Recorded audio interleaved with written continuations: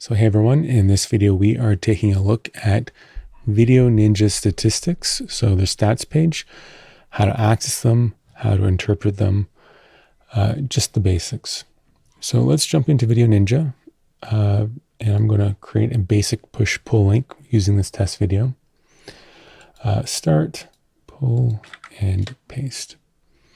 So I'm pushing video here, and I'm viewing video here. Now to access the stats on Windows, we can hold the control button down and then click on the video and the stats menu pops up. If we are on Mac, we can hold the command button and then click on the video. If we are on mobile, we can tap the video several times with our finger and then the menu will pop up that way. We can also access the stats, if none of those work, via adding stats as a URL parameter.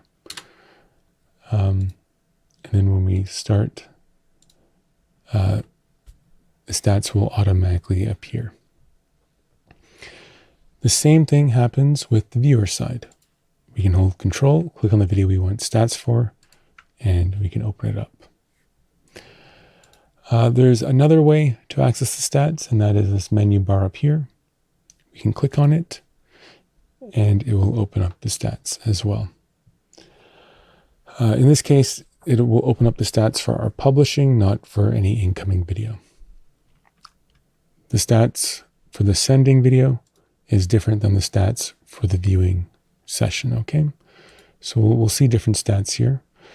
The stats for Firefox may not work always, and for Firefox, it tends to have far fewer stats available.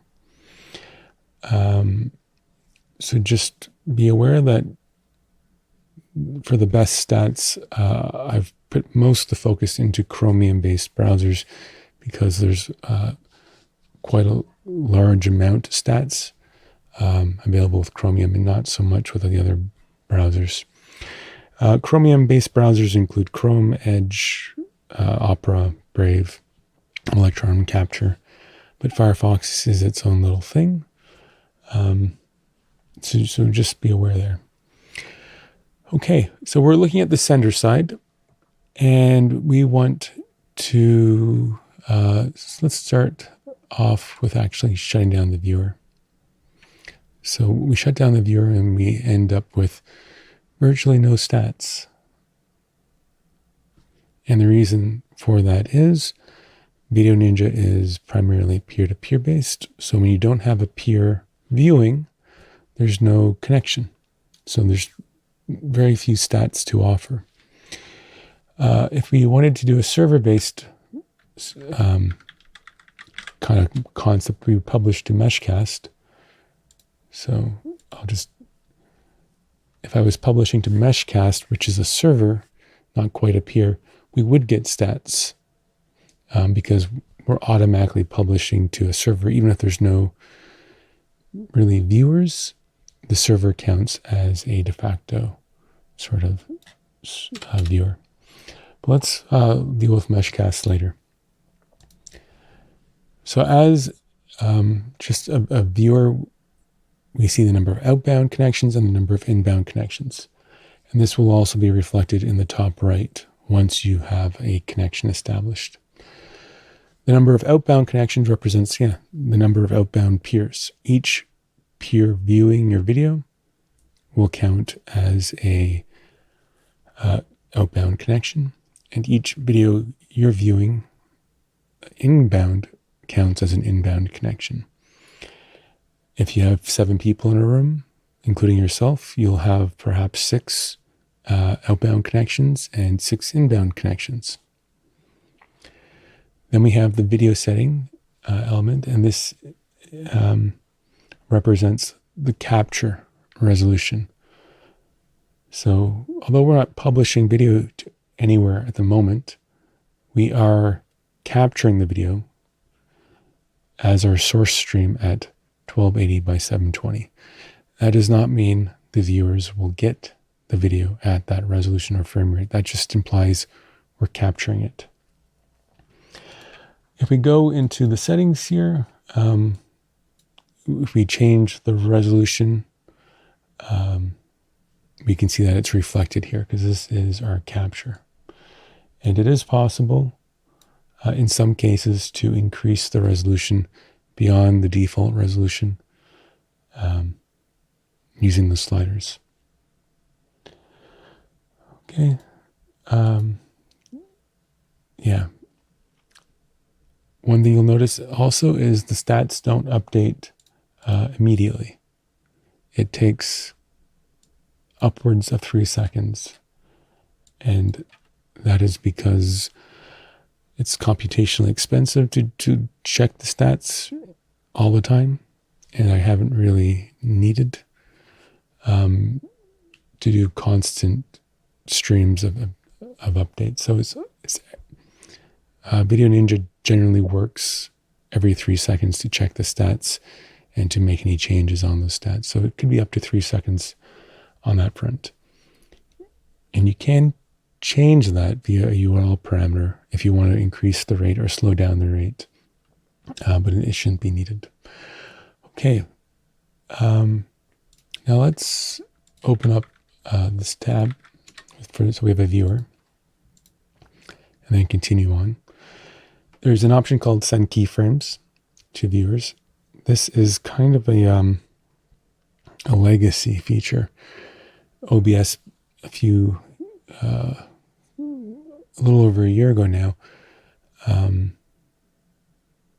was still having this issue with what I would call rainbow puke, where it would be ingesting video from VDO.Ninja, but when you had a bad connection, you lost data due to packet loss, such as not all the video stream data was being ingested by OBS properly, it would corrupt the video and you would end up getting video corruption.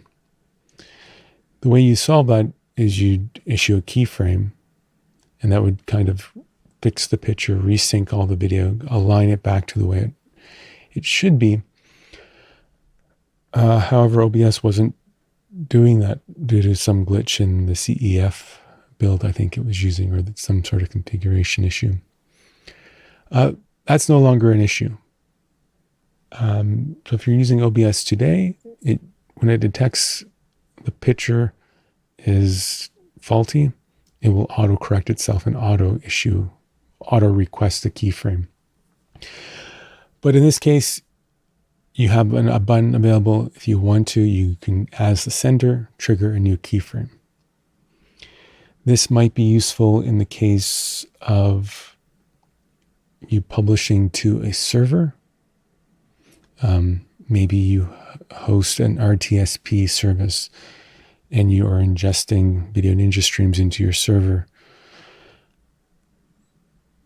You might want to press this button to fix any issues with your keyframes on your server side. If your server is not capable of requesting a keyframe automatically, you could use this button to do it automatically, to do it manually. But yeah, so it's legacy, but it's there. If you press it, you're not going to really see much of a difference. In fact, it doesn't always seem to work. But you can press it and just hope it does something, although it may do absolutely nothing. Then we get down to the remote peer information. And the way this currently works with the stats is everything is just stacked on top of each other. So when one connection opens, we stack it on top of another set. So you can just keep scrolling down, seeing this kind of chunk of data, one per each remote peer. And the divider would be remote peer info as a subheader. Okay, so this remote peer, this tab open is the peer. They're running VDO.Ninja version 23.5. That's the current version as of today. And their user agent, their browser thumbprint is listed here. You can copy paste that into Chrome and get more information about that person's browser. There's ways to look it up and see more information about the particular version of the browser. They're on Windows, and they have a NVIDIA Titan RTX graphics card. This isn't always available, but it gives you a hint to what the system is. I would not be surprised if this gets removed from browsers in the future, but for now, it might list M1 if the user is on a MacBook M1, for example. It's also useful to tell if the user has a graphics card capable of hardware encoding, because knowing that it's an RTX, you know that it has a pretty good H.264 encoder. If it says something like, I'm not quite sure, but if it says something that doesn't specify a GPU, it might imply it's an integrated GPU. Also useful for judging a remote viewer's computer, their compute capability, is the CPU one. This is 32 threads on this computer. On most Windows machines, the number of threads is twice as much as the number of cores. Although sometimes on more budget machines or some of the i5 series, i3 series, you have the number of cores matching the number of threads. Intel computers more often than not have hyperthreading, which, anyways, I'm getting too technical here. But from the point of view of an average creator, a single thread roughly allows you to do a 720p stream out. Now, this is the viewer, so we don't really care so much, but knowing that this viewer is our own system, knowing that we have 32 threads, just as a rough ballpark with modern machines, one thread generally will let us do about a 720p encoding. So if I was doing nothing else on this computer, I should be able to handle about 30 remote viewers at 720p. Varies dramatically based on clock speed and whether you have hyperthreading or not. But just a ballpark. If you see 8 threads, that might imply it's an older computer, maybe a laptop. And in that case, you might want to lower your expectations a little bit. I might only be able to handle 4 or 5 720p streams. And that's not accounting for everything else the system's needing to do. If you're running a game, if you're running OBS at the same time, that will take a significant overhead, and you'll have to address that accordingly. Okay, next we have restart connection. This is kind of experimental, but the notion is the peers have a connection, a direct connection usually, and there's a method where you can ask these two systems to reset up their connection without actually having to restart everything. So if I press that, nothing really changes. It doesn't refresh the page. The connection doesn't flicker. Maybe, can I?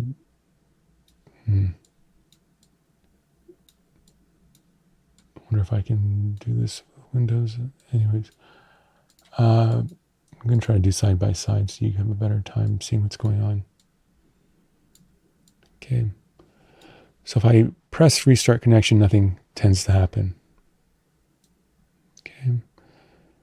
So, yeah. But what's actually happening is these two are talking to each other and are resending the criteria that determined how they should connect back and forth. And if they decide there's a better way to connect, they will do so. Or in the case that the connection has failed, pressing this could kind of kickstart the connection to reestablish. It's experimental. It's there in those few cases where you might have a connection problem. You can try clicking it and cross your fingers that maybe it will solve your issue. For those highly technical, this triggers an ICE restart.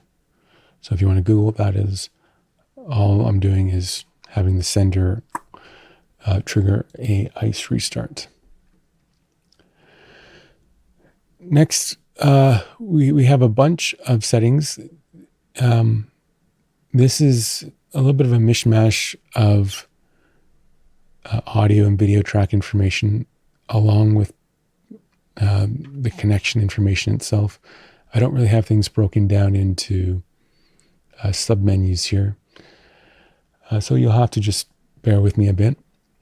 Scale factor. This is an important one. The viewer has a video window that is, in this case,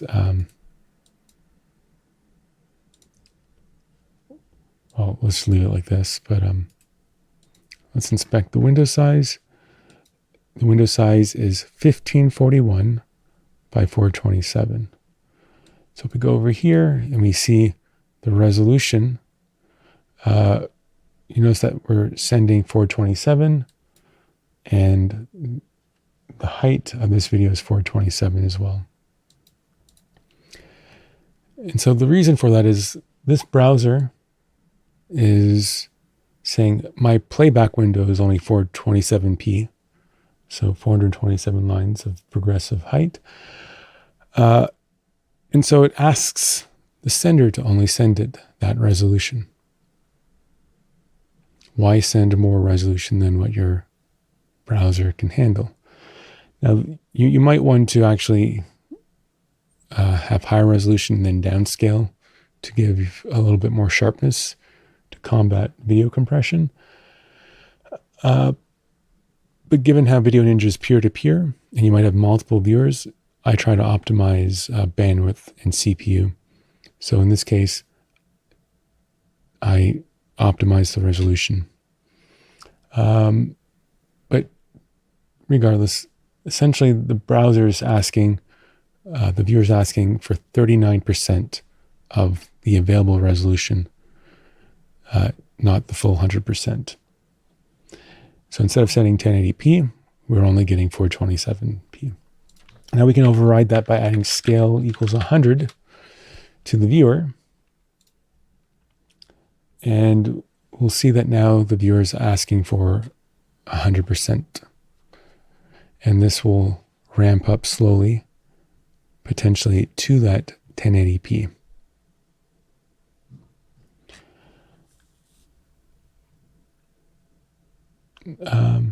While we're waiting for it to ramp up, let's talk about that that notion of ramping up. I don't have necessarily a whole lot of control over the resolution in your standard WebRTC connection, which is what VDO.Ninja uses by default. It's kind of up to the browser to decide what resolution to send and in what sort of capacity, ramping up, things like that. It will choose on its own based on factors like bitrate, packet loss, CPU availability to send a resolution or certain frame rate. Now, what we're seeing here is I am sending to this viewer now 1920 by 1080 at 60 frames a second, which is great. That's what we're capturing at, and now it's sending. But if you're over a weaker connection, or you're sending game content that has more motion, more texture,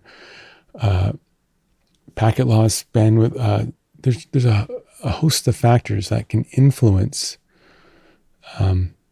what the browser might deem it can send. And so, although we're capturing at 1080 what we're sending could vary based on numerous factors. So the frame rate here is 52, probably because there's motion and the bit rate couldn't keep up. Now we could increase the bit rate, let's say something like 6,000. 6,000 suitable for 1080p 30 in most cases. So it should be okay for this type of content. For game content, you might want 20 megabits for 1080p 60. But by increasing the bit rate, that should allow us to get to that higher resolution faster. So we didn't have to wait as long once we increased the bit rate for the browser to determine that, yes, it can handle 1080p and publish that. If you set the bit rate to 20, 30 megabits per second, there's no guarantee it's going to be any faster. It's up to the browser to kind of judge and determine how it wants to move there. I should also note that by default, the resolution and frame rate is in a balanced sort of output mode, where the browser just is trying to balance resolution and frame rate. It tries to target maybe like a 40 frame per second, and if it can't keep up with around 40, 30 frames a second, then it starts to drop the resolution. Just to give you like an idea of how it's balanced. But there are parameters called content hints you can look up in documentation where you can tell the sender to prioritize sending you frame rate or prioritize sending you resolution. And in those cases, it will try to keep the resolution high or keep the frame rate high and drop the other option instead. Okay. Next up, we have video encoder. libvpx can either be VP9 or VP8. VP8 is usually the default with most browsers, although sometimes if you're on mobile, the viewer will default to requesting H.264. I say that because some mobile senders will default offering H.264. So if you're on Safari on an iPhone and a viewer connects and they don't specify what they want, the iPhone will probably say, we recommend you take H.264. But otherwise, VP8 is normally used. VP8 is a relatively low CPU and it has high compatibility. H.264 might even be lower CPU, and it often is hardware encoded or decoded, but the compatibility is lower and the quality is, I would say, lower as well, relative to the amount of bit rate used. So the reason you might want to use H.264 is you have a mobile device and you want to use the hardware encoder. It probably doesn't have a VP8 encoder, and so you can use H.264, but in those cases, it will often automatically use that on its own accord. Other options, there's AV1, which might show up as like libaom, or it might say AV1. AV1 is the newest, most advanced codec I think I support at the moment. Starting around now, around 2023, you're going to be seeing more and more devices supporting AV1 encoding.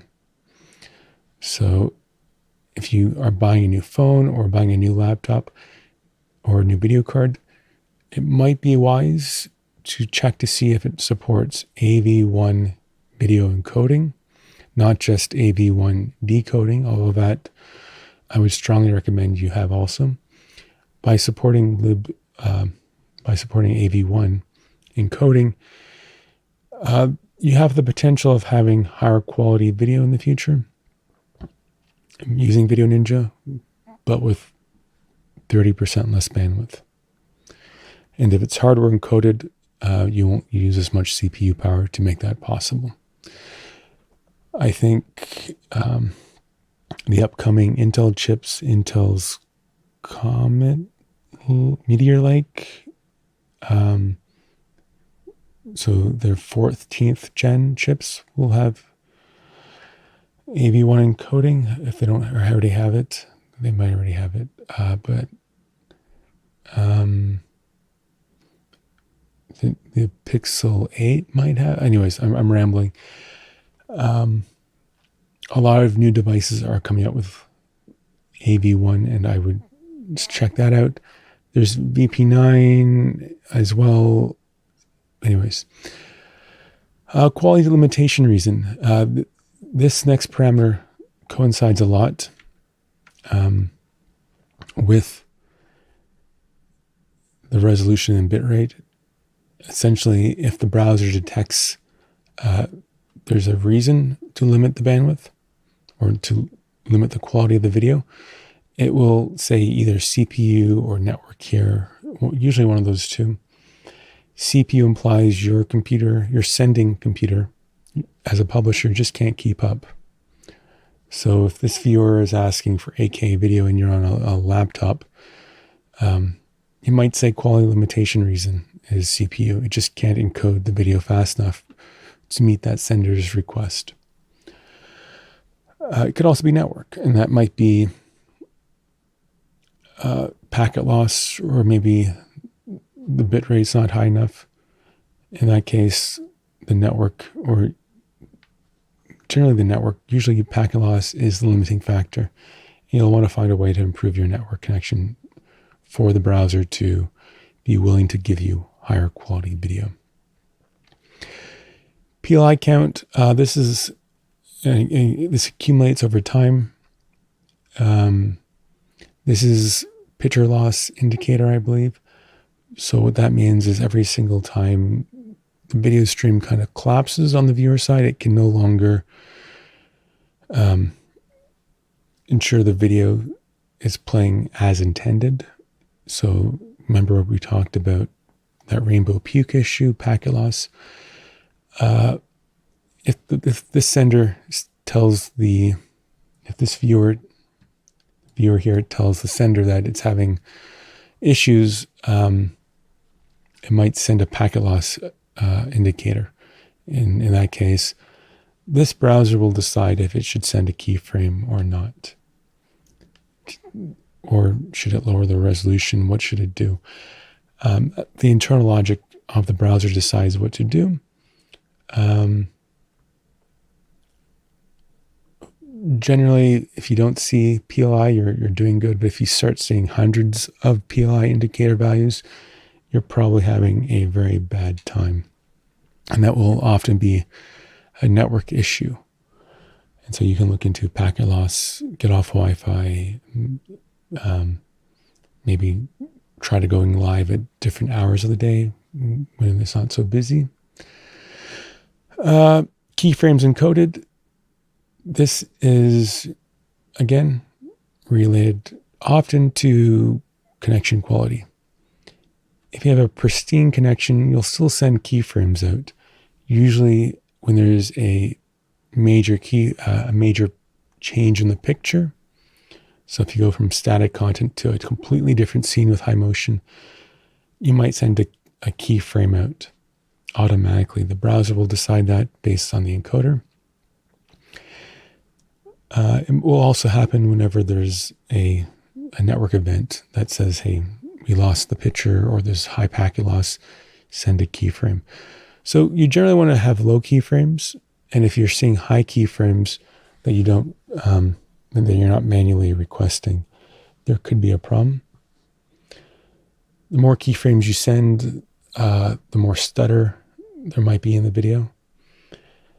And it also means that there's less bandwidth available for video because these keyframes aren't very compressed.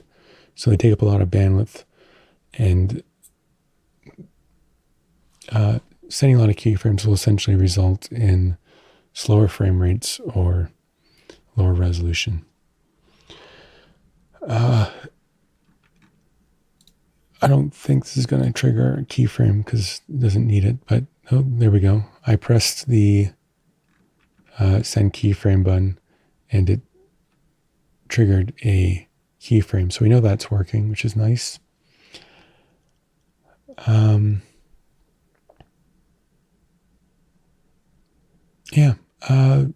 Just keep an eye on that. If you're seeing that in hundreds or thousands, it might imply there's a network issue as well. If you're using OBS and you're familiar with RTMP publishing, you might see with OBS it's common to set the keyframe interval to 2 seconds. The way RTMP accounts for keyframes, since it doesn't have like a two-way communication really, is it just sends keyframes kind of every 2 seconds and just says if the viewer has an issue, they just have to wait a second or two and then we'll send them a new keyframe. But with VDO.Ninja, it's inefficient to do that when we have good, strong two-way communication where the viewer can request a keyframe. Because the viewer can request a keyframe, we only send keyframes when really needed. And that allows us to get better video compression.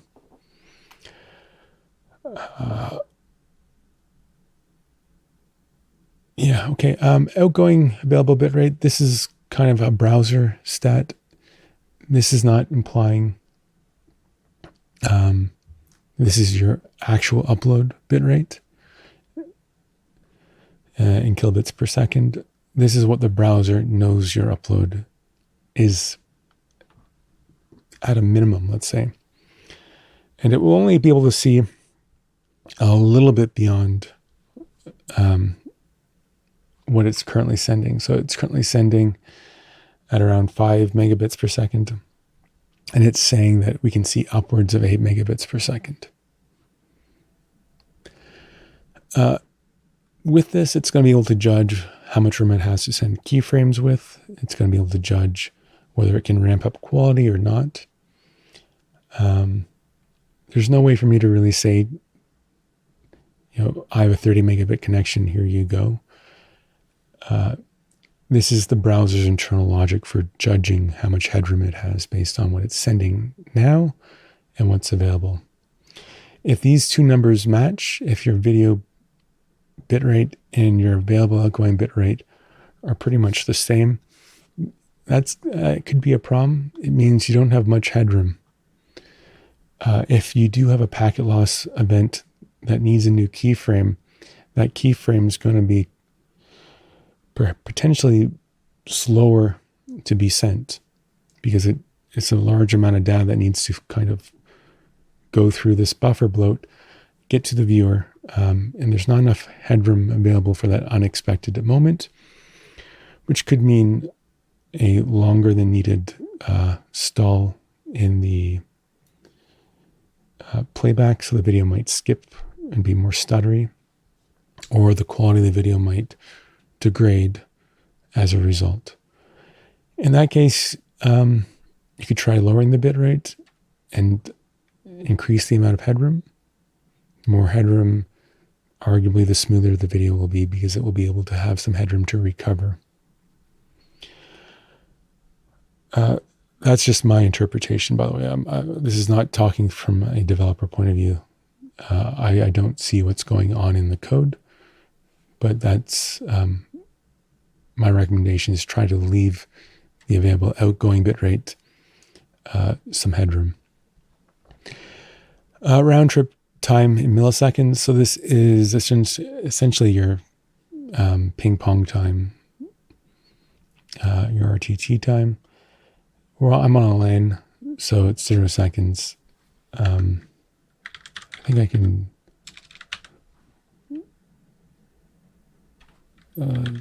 can I find this app? I think I have an app here that lets me... I don't have it installed. Okay. That lets me introduce fake bandwidth or fake delay. I don't have that working. So anyways, I can't show you that I can increase it, but this will be in milliseconds. Normally 70 milliseconds or less is fine. If you're seeing 200-300 milliseconds, that does not necessarily mean your connection is going to be worse. It just means that if there is an incident that needs new keyframe or two-way communication, it's going to be harder for the system to request a new keyframe, for example. So having high latency is going to perhaps make it more challenging to maintain higher quality.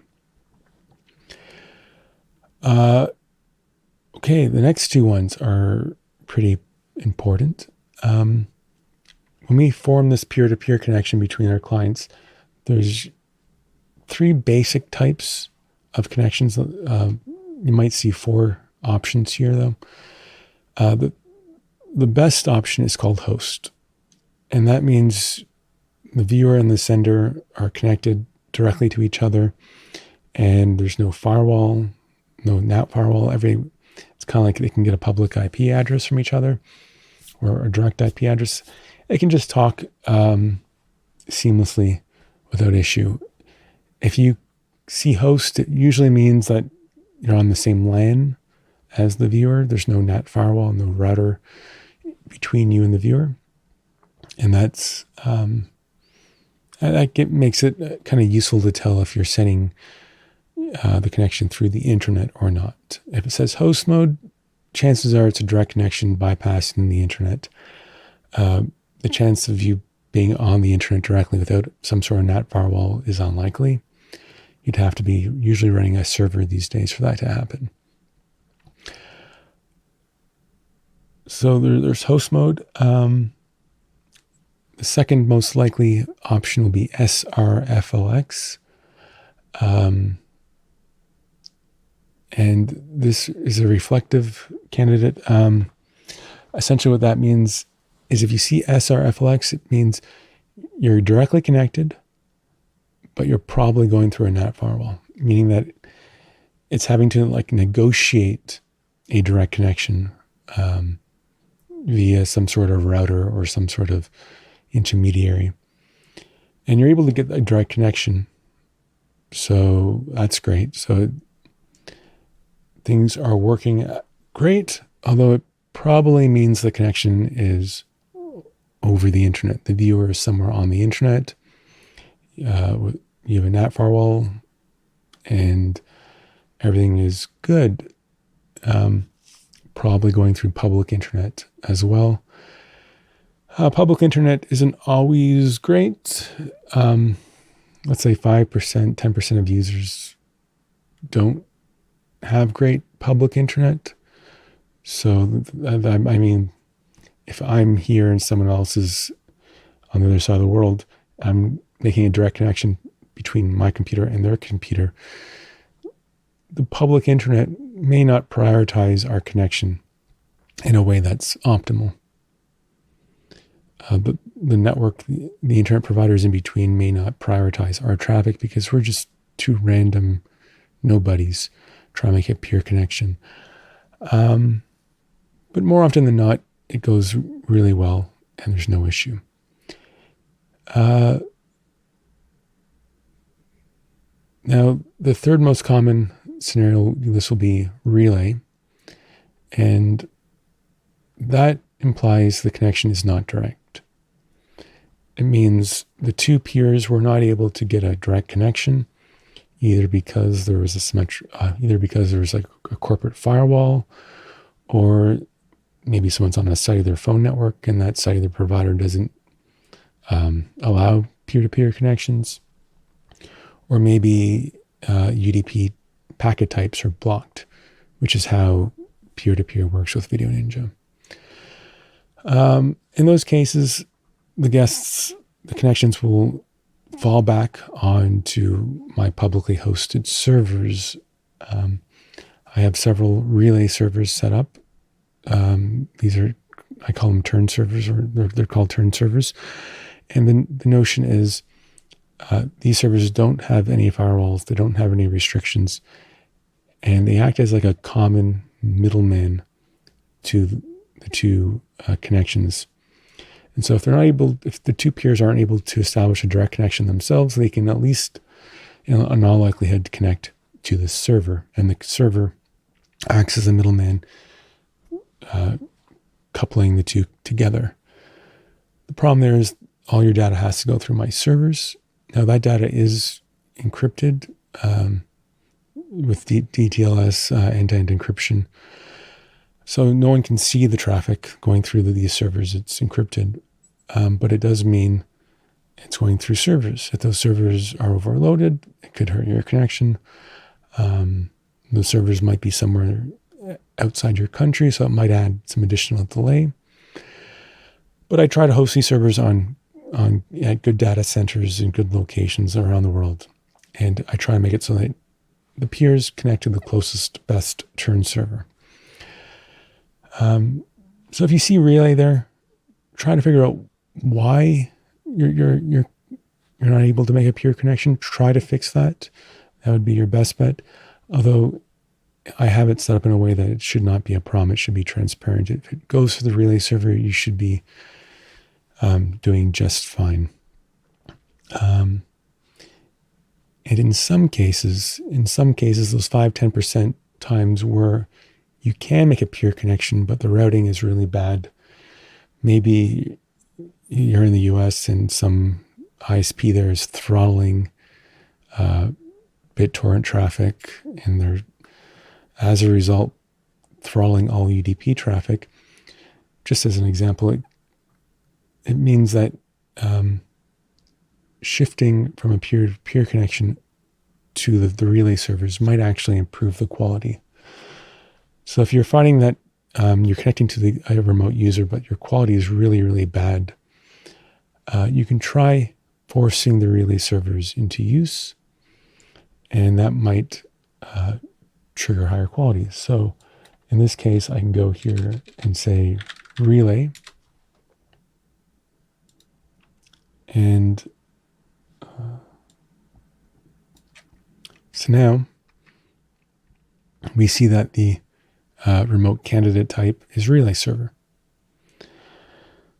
My local computer is still fine. I'm able to make a direct connection. My computer is not behind a firewall or relative to this other computer. But this remote computer, the remote viewer, is having all the data go through the relay server. Now I can click on this IP address. This is an IPv6 IP address, and we can see that this turn server is located in Quebec, Canada. So it's relatively close to me, hence why it's being used. And you can just see where it's hosted. Okay, and now we can also see that the round trip time is 84 milliseconds. So there's like a 40 millisecond ping. Not bad. That's pretty average. Yeah. So that's what the candidate types mean. You won't see an IP address for the remote guest if you're in a peer-to-peer connection. For security reasons, that's not really made easily accessible. So you're not going to be able to see the person's IP address through VDO.Ninja specifically, if you're curious. Okay, now we're almost at the bottom. Next we have audio and video bitrate.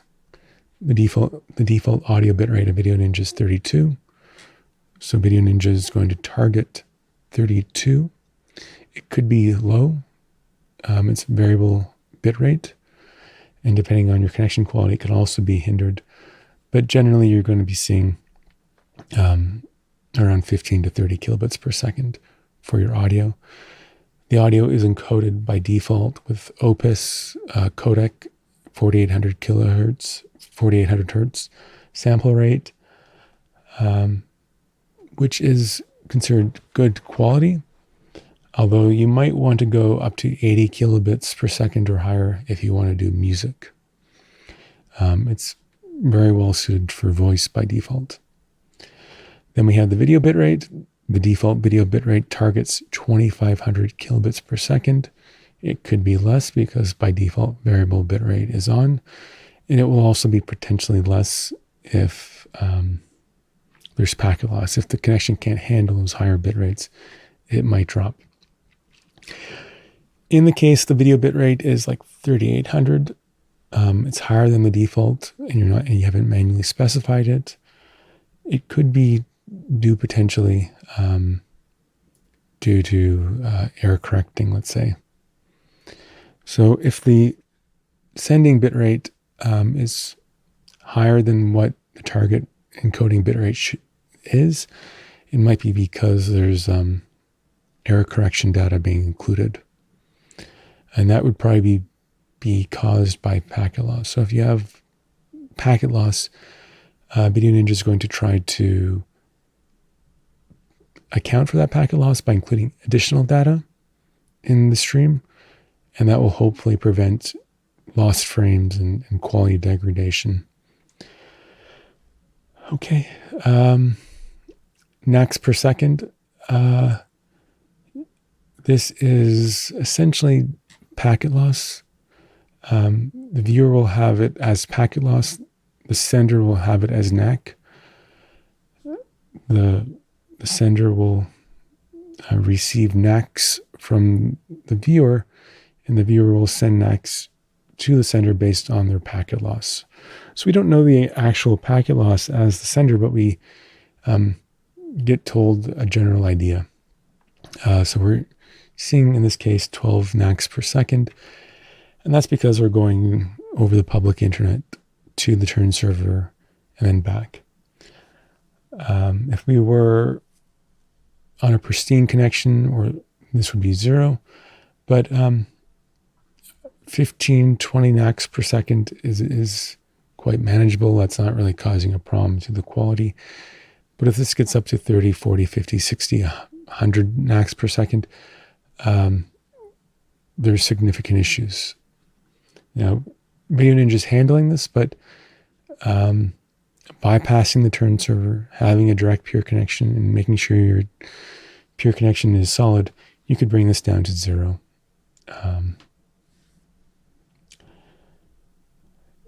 Next, we have retransmitted data. This is data that, as you can imagine, is missed. So the viewer is saying, hey, we need you to resend some data. There was packet loss. And it's going to resend data. Sometimes it will come too late and it may not help. It may not help the situation, but if you're curious how much data is being resent, that's the parameter. And then there's the total sending bitrate for that particular guest. If we look in the top right, we do see a total sending bitrate as well. The bitrate you see in the top right is combined for all viewers, while the bitrate here is just for that particular viewer. We only have one viewer, so they should match up pretty close. And then recently, in version 23 of VDO.Ninja, I added a little slider so you can adjust the bitrate you're sending to this particular guest. So if I drop it down here, it drops. If I go up here, it increases. And you'll be able to increase the resolution, the frame rate, or decrease it as you want here. Now, if you're a guest in someone's room, you're not going to have this slider available to you. That's up to the director to control. But if you're just in a basic push-pull room, like this, where we're just pushing and pulling without really having a director, you can just manually and dynamically change the bitrate. I have it default max of around 6 megabits and low as around 35. So you can just play with that there. Okay, kind of cool. If we have multiple viewers join, we'll see that another remote peer section appears that propagates. So remote peer info and remote peer info. So viewer 1, viewer 2. If we add label equals Steve on the viewer, labels can work either for viewer or senders. We'll see that this remote viewer now is labeled Steve. So if you want a way to determine who's watching the stream, you can label the viewers and then be able to see that way. Okay, now we didn't really touch much on the viewer. I'm going to try to go through this a little quicker. So here's the viewing stream. This is not the sending stream. We covered the sending stream. Yeah.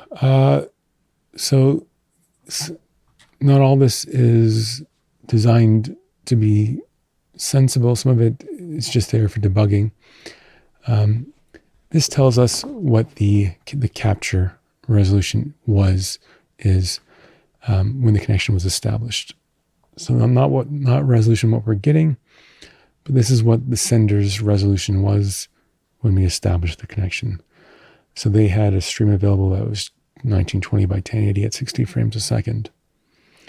And that should give us a good idea of what the maximum target we could request as a viewer is.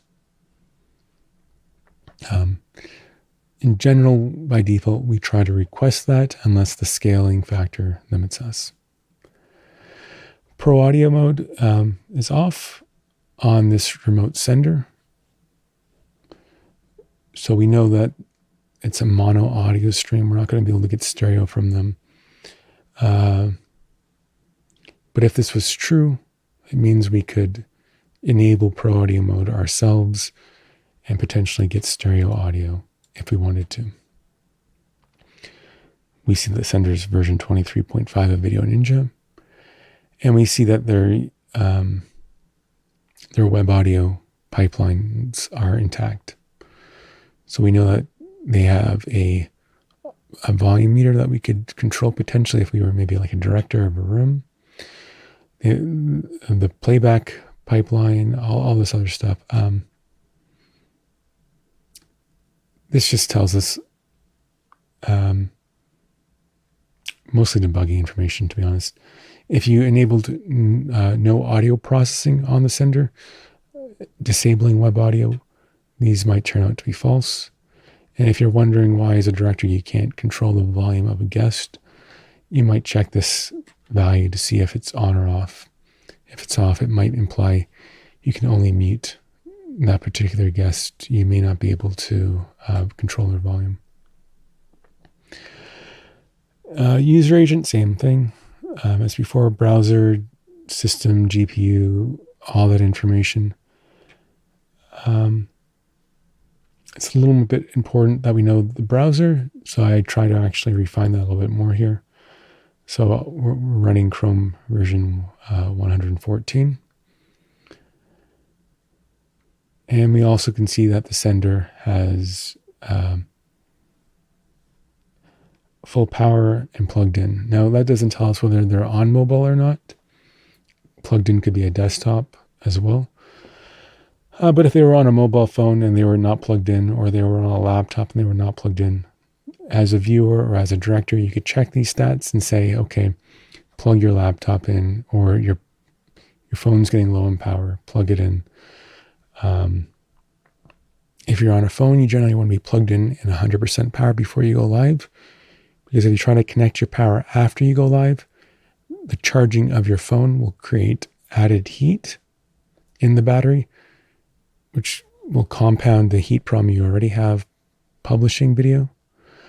And that can really, really damage the quality of your stream midway through. So try to connect your phone and your laptop to power, have it 100% before you go live to avoid any issues there. We see that the sender has one outbound connection. That's me. But you can use this value to see why is the quality low. Oh, they have 20 people viewing the stream as well. We're on the relay server. I don't think relay server. So the relay server is limiting our bandwidth, probably due to packet loss. It's not bad, but you can always host your own relay server if you want to spend the money on a better one, or you just don't use it, but it's there as needed. Potentially this may also be just an issue with bitrate, so increasing the bitrate could also potentially solve that issue. So we'll just give it a second and see.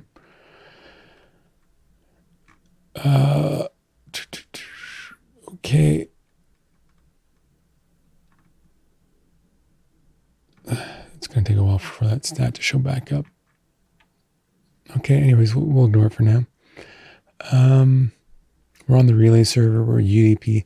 This can be either TLS, UDP, TCP, whatever. If you are with a corporation and they're blocking UDP, or if this says TLS or TCP, it could imply that UDP is being blocked. UDP is preferable. It's more efficient. It's lower latency than TCP. It does have packet loss, but it's still going to be better than TCP in most cases. If you do see this as TLS or TCP, right, and you're seeing 0% packet loss, it could simply be, you could have high packet loss, but the TCP connection might be masking that problem. That's kind of complicated. Local network type, Ethernet. Sometimes this doesn't always show, just as a warning. But yeah, it shows if I have that data available, whether they're Ethernet, Wi-Fi or not. Then we have the incoming bitrate. So this is the total bitrate, audio, video, packet loss, all that sort of, all the entire bandwidth of that connection, and then how many minutes we've been connected. So that's just the general inbound connection data stats. This could include data channels. It may not include video tracks. It could include chat information, anything really. But then here we get the track ID. This is an audio stream, and this is a video stream. But these are the tracks. And normally you'll see 2 tracks. Technically it can be more, but I have it configured for most users by default to only have 1 audio track and 1 video track. If you have multiple audio devices selected as a sender, I downmix them and usually send it as just 1 audio track. But we get a packet loss, audio level, codec. The audio level, this is the browser's built-in audio level, not the audio level that I calculate. So like when I speak here, this microphone glows green. That's based on an audio level that I calculate using FFTs. This audio level is kind of more built into the browser, but it's not available in all browsers, so I don't use it. If all browsers supported this, I might end up using it. And then we see the codec, Opus with forward error correction. And you can change the type of codec to PCM, other things, disable error correction if needed. Then there's the video data here, jitter buffer delay. Both these have jitter buffer delays. You can change the buffer as needed. That will, we'll see here, increase things. But the jitter buffer is the amount of buffer that the browser is adding to the connection. I'm going to actually take a note there.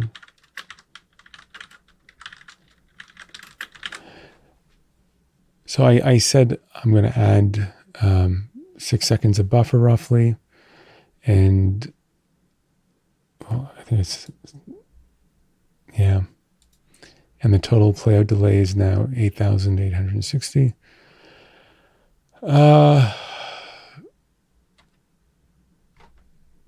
Yeah, that does not include RTT times. You can use buffer 2 as a URL parameter to adjust that. I've been having a little bit of issues with buffer lately, getting it accurate, just because Chrome keeps changing how they calculate it. So depending on the version of your browser in Chrome, you may find the buffer value acting a little bit different. But I'd set the play delay here for the video to be 5 seconds, and it's playing out at 5 seconds. And Chrome's only adding 66 seconds, but the audio is all wonky.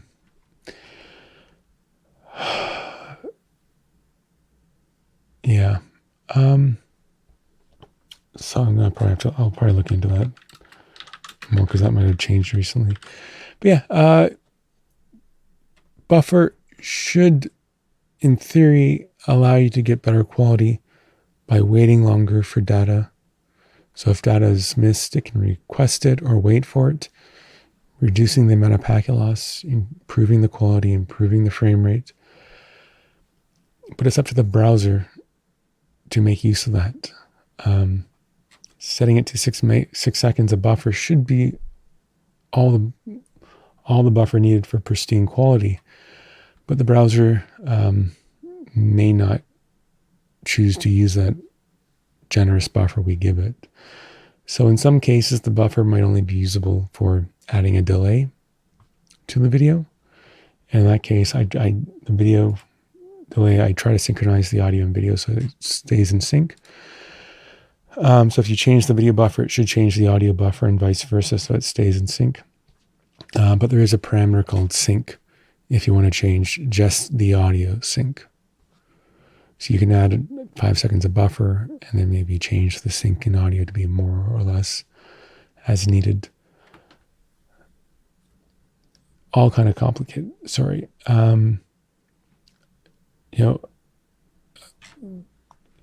It does not work in Firefox if you're using buffers, I don't think. So it's only a Chromium feature, and it does behave differently depending on versions.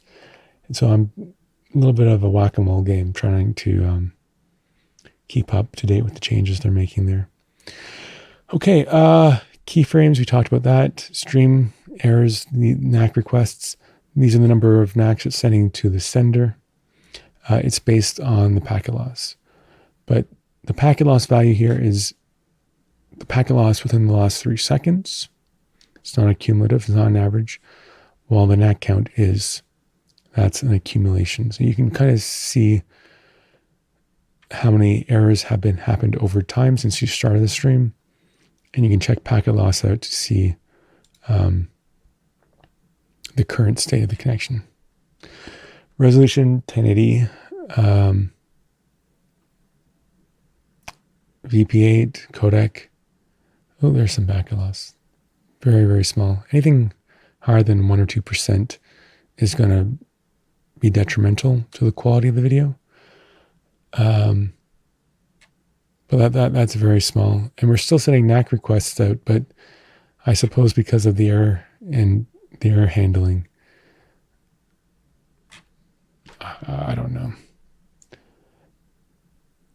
Saying a lot of NAC requests, but we're getting very little packet loss. So that's why the quality is still pretty good, I guess. I can't really tell you what the browser's doing at times. I just provide the information. Okay, codec, candidate type, same concept as before. Our computer, we're on a relay server. So the sender has to send it through the server, even though the sender is not behind any sort of firewall themselves. And finally, requested resolution. This has to do with that scale.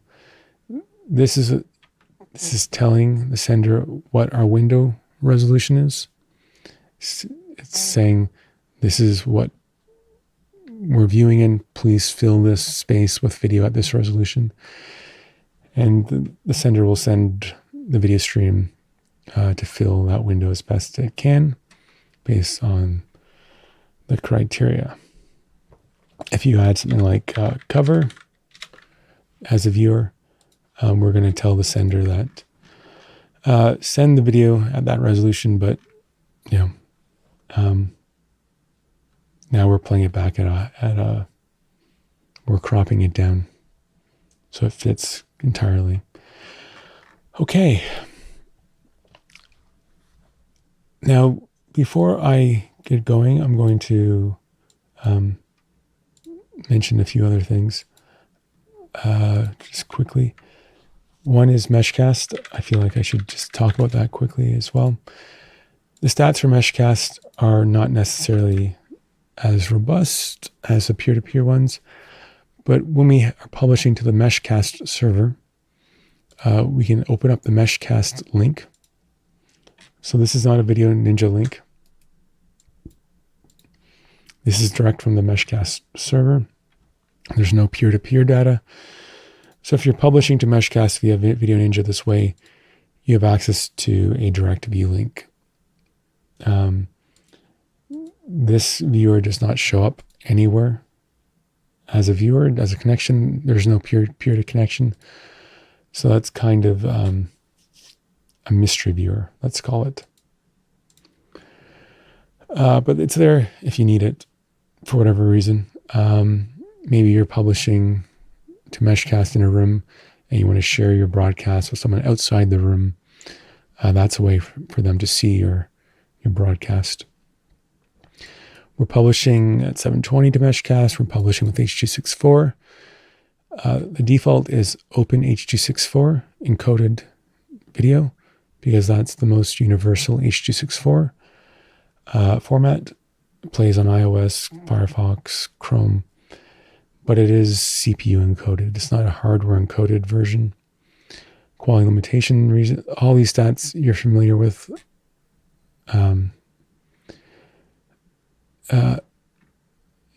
So in the publishing region, so you can choose which region you want to publish to as well. Or it will automatically select the closest available server to publish to. Meshcast, if you're not aware, is like a broadcasting server. Like relay servers are one-to-one. Where with broadcasting servers, it goes in and then essentially unlimited viewers, but in practice, dozens or hundreds of viewers can watch the stream off that server directly.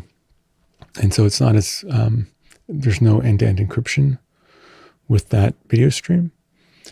Whoever has the view link can view it. It's there just in case you want to broadcast to multiple people without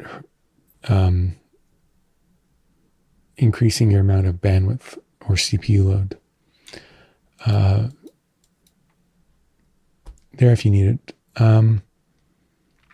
But what we do see is we still have a peer connection here, right? And so that is this viewer here. Although they're viewing the video via Meshcast, so we open up here, we see that it says Meshcast. They're viewing it via Meshcast, audio and video. They also have a peer-to-peer connection. And the idea here is the peer-to-peer connection happens between these two guests, even though one of them is publishing with Meshcast, but only the video data is being sent, the video and audio data is being sent to the Meshcast server and then sent to the viewer. So the data connection, the analytics, the stats, the chat, all happens over the peer-to-peer connection still. So it's still happening. It's just that the video data is being relayed. It's the sender is saying the video data is being hosted at this server, access it here. In theory, you could use something other than Meshcast. You could say, I'm sharing a Twitch stream. And so there's ways to share your Twitch embedded streams with a viewer, and the same concept would happen. You get a peer connection. The viewer would say, my video is not over WebRTC, it's not via VDO.Ninja, it's via this other service, and it will then send the view link to that viewer. It could work with a WIP endpoint, things like that. Meshcast is just hosted, managed, free, no user account, so it's they're in a pinch. But you could use your own service. You can use Twitch. You could use YouTube as a viewing tunnel instead. But I just want you to know that the peer-to-peer connection still happens. This way, VDO.Ninja has that rich dynamic. It can remotely control, it can let you chat, and let you see stats. All that happens via the peer-to-peer. Which is why on the viewer side, you still have the peer-to-peer connection without any video data mentioned in it. But you have the Meshcast connection with all the analytics mentioned there. And that's, I think, how VDO.Ninja is going to grow more and more, is it's going to allow you more and more alternative options to send your video data to. If you don't want to be peer-to-peer, if you want to send it through a server, you'll be able to customize that sort of tunnel more and more, and I'll show the stats here. So that's the key part with Meshcast. The Meshcast, as a viewer, you don't have the option to scale. You don't have the option to do any sort of dynamics. You get what you're getting because that output is shared with multiple viewers. So there's no customization. Now there are other options of how you can send video through VDO.Ninja. There's chunked mode. There's WebP mode.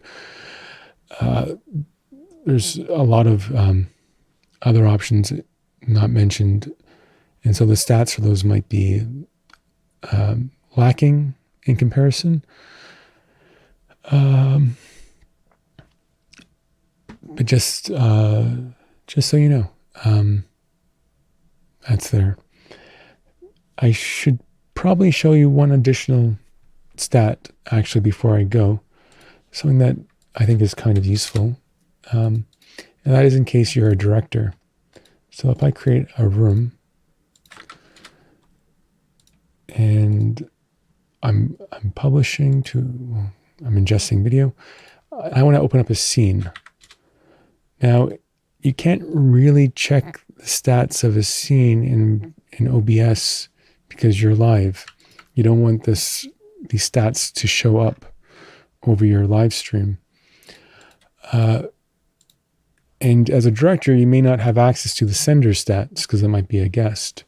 So if you're a director and you want to see kind of like the connection quality between this guest and the scene, you can go to scene options and then open up scene stats. And it will show you the stats for this scene from this viewer.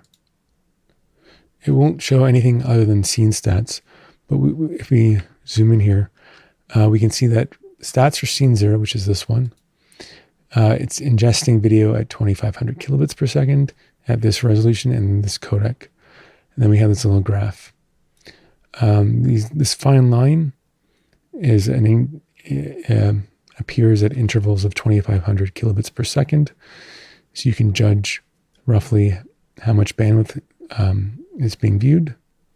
So it's peaking at around 2500. And green means little to no packet loss. If it turns red or yellow, yellow means modest packet loss, red means heavy packet loss. And so you can look at this little graph and judge remotely what the quality of the connection is between these two guests. This preview, it might have stats, but these stats are for your preview, and so they're not really relevant. The only stat here that's relevant is this one right here. This little green bar, it's not 100% accurate, but it tries to give you a insight into what the sender's seeing in general. But it's very crude. So it's reflected as a crude graph. It's just three little green bars. You can turn red if there's heavy packet loss, green if it's good. This just gives you a heads up. If it's red, why is it red? Check the scene stats, see if the scenes are having problems. You can't get too much information from that. And the information here isn't overly helpful because it's stats for that preview. You need to check the scene stats to get better information. It technically would be possible for me to make this so you could change the bitrate resolution of the scene from here.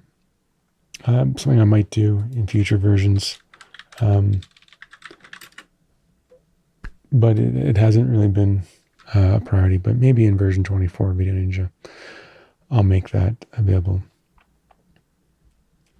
I keep saying I'm going to go, but one last place we can check stats is in the browser itself. So we go to WebRTC internals. We can actually see what the browser stats are. This is for advanced users, but we can see all these stats as a graph. Processing delay, total frame, estimated. The problem is interpreting what tab is related to what stream is challenging, and then finding the correct stat to view and how to interpret it is very challenging. But if something's not available in VDO.Ninja, or you're confused or something's missing, Chrome://WebRTC-internals will give you the Chromium-based stats for all WebRTC connections in the browser. Okay, I think that's all the stats. Okay, if you have questions, I'm on Discord at discord.video.ninja. And yeah, thank you for watching. Bye, guys.